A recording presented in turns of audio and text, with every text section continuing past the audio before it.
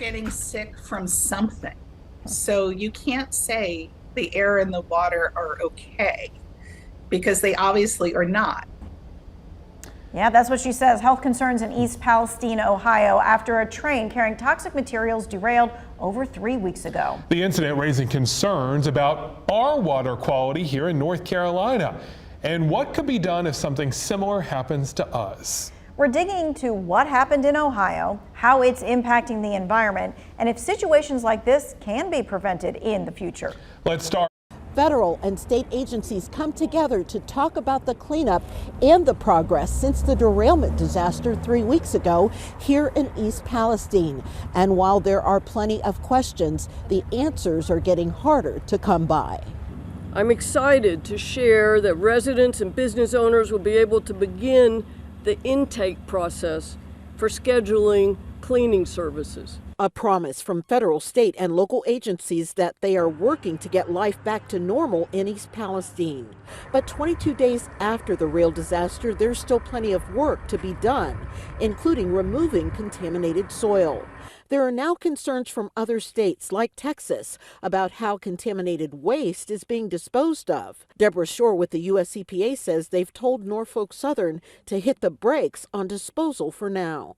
Moving forward, waste disposal plans, including disposal location and transportation routes for contaminated waste, will be subject to federal EPA review and approval. EPA will ensure that all waste is disposed of in a safe and lawful manner. However, Shores makes it clear they are not saying Norfolk Southern did anything wrong when it comes to waste disposal. When asked if they are going to examine whether that controlled explosion backfired by sending more hazardous chemicals into the air. Certainly it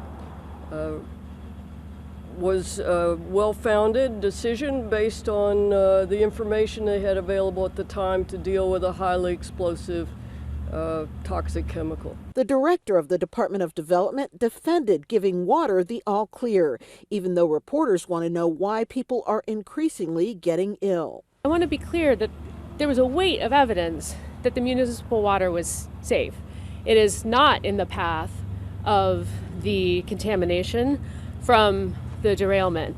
So there was a lot of science, and so no, I don't agree. One resident says he's not sure what to think about all the testing results, but his young son has been moved to another community just in case. He's with his grandpa right now. They're living over there just to be 100% sure that nothing will happen to him. Mary and her husband, who live just over the line in Pennsylvania, however, remain skeptical. No, I do not. I don't believe in anything that our government says, any government agency whatsoever. Well, among those calling on local officials to be transparent and do the right thing for the health of East Palestine residents is environmental activist Erin Brockovich. The legal clerk says she will be advocating for the health and safety of residents who have been impacted. While the environmental impact in Ohio is causing concern nationwide, a water quality expert says it's impossible for the chemical spill to enter North Carolina's waterways. Our water does not flow from Ohio here. Our water in the mountains even, it flows, yes, it is in the Mississippi River Basin, and it flows from the mountains east or west, not the other way. Towns closer to the Ohio River Basin, Lenoir, Boone, and Newland, they all say they are not doing additional testing due to the chemical spill, but they do monitor their water quality regularly. Well, the National Transportation Safety Board released its preliminary report on the February 3rd train derailment, and it says the 149-car train crashed because of a failed wheel bearing on the 23rd rail car. Records showed the bearing had been overheating for about 30 miles before the wreck, but the crew was not alerted to stop the train until a tracker detected it was at least more than 250 degrees higher than the normal temperature. By the time they were notified, it was just too late. Well, following that crash, the Department of Transportation says it's looking into ways to make trains safer. Brandon Lewis takes a look at one withdrawn regulation that's recently raised a lot of questions. After the train derailment in East Palestine, Ohio, Transportation Secretary Pete Buttigieg posted this tweet.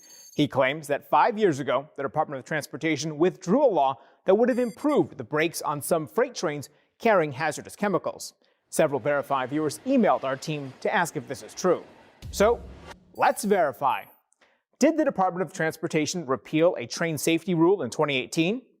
Our sources are the Department of Transportation, the Federal Register, the National Transportation Safety Board, the Harvard University Environmental and Energy Law Program, and the Sheet, Metal, Air, Rail, and Transportation Workers, or SMART Union. Most trains around the world come to a stop using compressed air brakes in each car individually. A newer system uses electronically controlled pneumatic brakes, or ECP, to simultaneously stop the entire train together. The SMART Union says this helps trains stop up to 70% faster. In May 2015, in the wake of two high-profile derailments, the DOT released a rule requiring trains carrying highly flammable, hazardous material to install ECP brakes. But 2 years later, the DOT determined that the cost of ECP brakes outweighed their benefit, and in 2018, reversed the rule. So, yes, the Department of Transportation did repeal a train safety rule in 2018. The National Transportation Safety Board says even if this rule was still in effect, it would not have prevented the derailment in East Palestine. That train was transporting a mixture of cargo, including just 3 cars holding highly flammable hazardous material. The rule required ECP on mixed trains with more than 35 cars carrying this type of material. With your Verify, I'm Brandon Lewis. The full NTSB investigation is expected to take more than a year. Norfolk Southern pledged to cooperate with the inquiry in a statement.